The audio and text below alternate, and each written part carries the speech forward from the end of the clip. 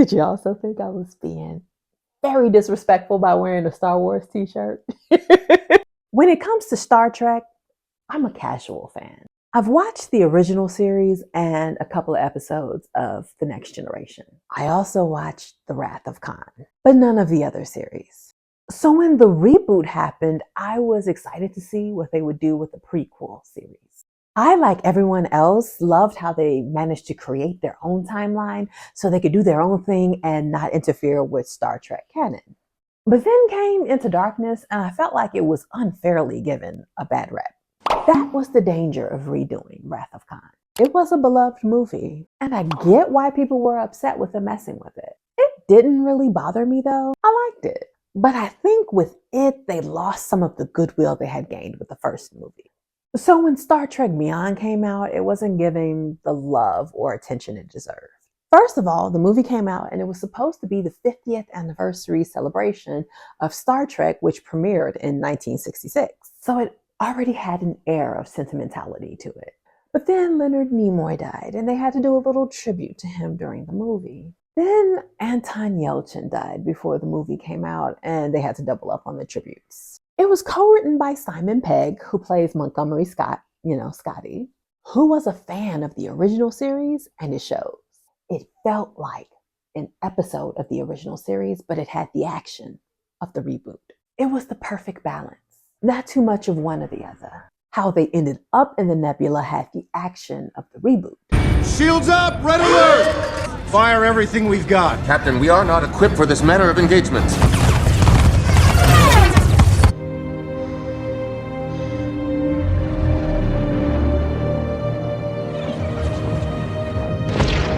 But once they were on the planet, it felt like an old episode of Star Trek.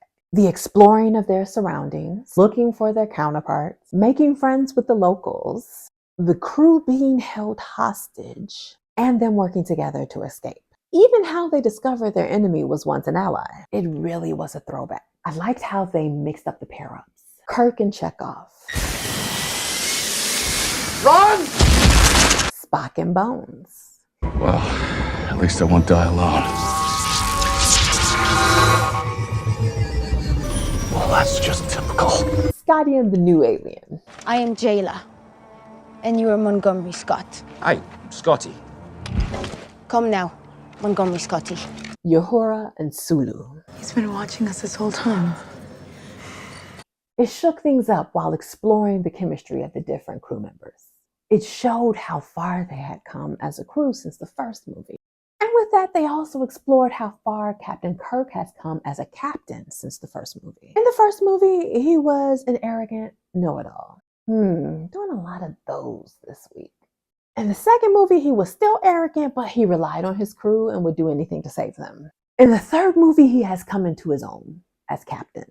So much so, he was bored with his everyday life. I guess mistakes are exciting, but they've all come a long way. Uhura used to couldn't stand Kirk, but now she sacrificed herself to save him. She also knew that he would come for her. There are hundreds of members of crew on the Enterprise, but Captain Kirk knew each and every one because he immediately knew who to hide the artifact with.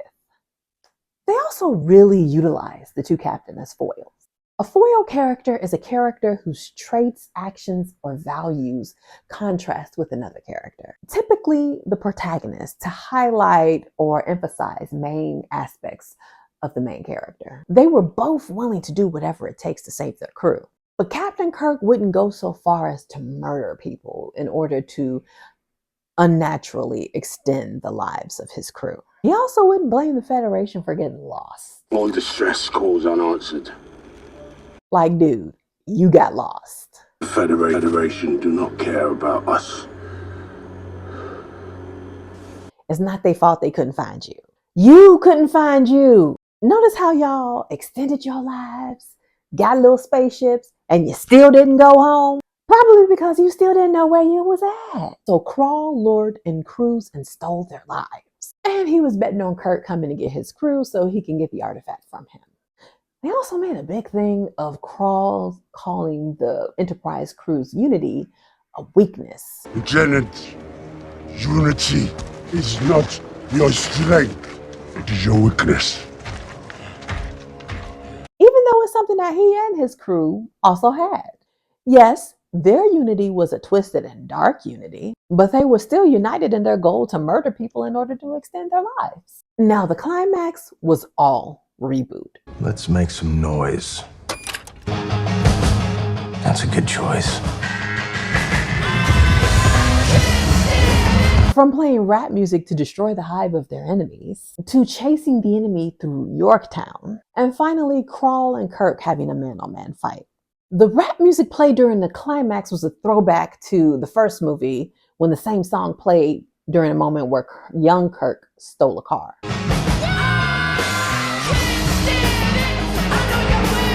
What you learn in deleted scenes or a companion comic book series, I can't remember which, the car actually belonged to his father, George, but had been commandeered by his trifling ass stepfather. So that act was not just the act of a spoiled brat. It was the act of a child craving the attention of his mother and missing his father while being mistreated by his stepfather. And it makes his relationship with Pike even more important. He was the first person to actually expect something from Kirk, and he was a connection to his dead father. Star Trek Beyond's opening went back to the style of the 2009 film, where the opening had a direct connection to the plot of the film. Whereas in Into Darkness, the opening was a catalyst for Kirk getting into trouble, being demoted, and having it quickly reversed. You're going to be my first officer. Yeah, Marcus took some convincing. But every now and then I can make a good case. Like they could have completely cut the opening and it wouldn't have affected the plot at all. Star Trek Beyond's opening seemed like a random scene, but the object in the scene would prove to be a MacGuffin. A MacGuffin is an object or device in a movie or a book that merely serves as a trigger to the plot. It's funny that Kirk was bored with the Enterprise and was having a midlife crisis, wondering if he chose to be a captain or if he was passively going along with someone else's plan for his life. He had no ambition to be a part of the Federation, and that in itself could have stemmed from his father's death. There's someone who knew his father saw potential in him when everyone else in his life saw him as just a screw-up. So he became a captain to prove that he could do it, and to prove himself to Pike. In a way, he was proving himself to his father. Then Pike died, and it seemed his ambition died with him. But once the Enterprise was destroyed, he realized how much it meant to him. That's where his care for the crew comes in.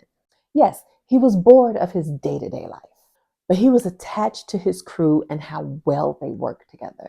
Together, they saved the Federation for the third time. Like, every few years, some villain outside of time and space comes to destroy the Federation because of their personal beef with them. And it is up to the crew of the Enterprise, and only the Enterprise, to save them. But Kirk was not the only one who had a midlife crisis. Spock also felt like he needed to leave his current position in order to help the Vulcans build their new settlement, especially once his older self died. Okay, side note, I get that they wrote in Spock's sadness as a tribute to Leonard Nimoy, but it was also weird because he was mourning himself. Like, why was he sad? Old Spock would return when he grew old. So wasn't this so long and not farewell? But back to Spock. He had broken up with Uhura so that he could be a leader on New Vulcan. But by the end of the movie, they were back together. It wasn't made clear amongst all the jokes about him putting a tracker on his girlfriend. You gave your girlfriend a tracking device. That was not my intention. So Star Trek Beyond went beyond the first two Star Trek movies. Star Trek 2009 completely turned the franchise on its head by having it be a prequel, but by blowing up the timeline so they didn't have to follow the timeline of the original series.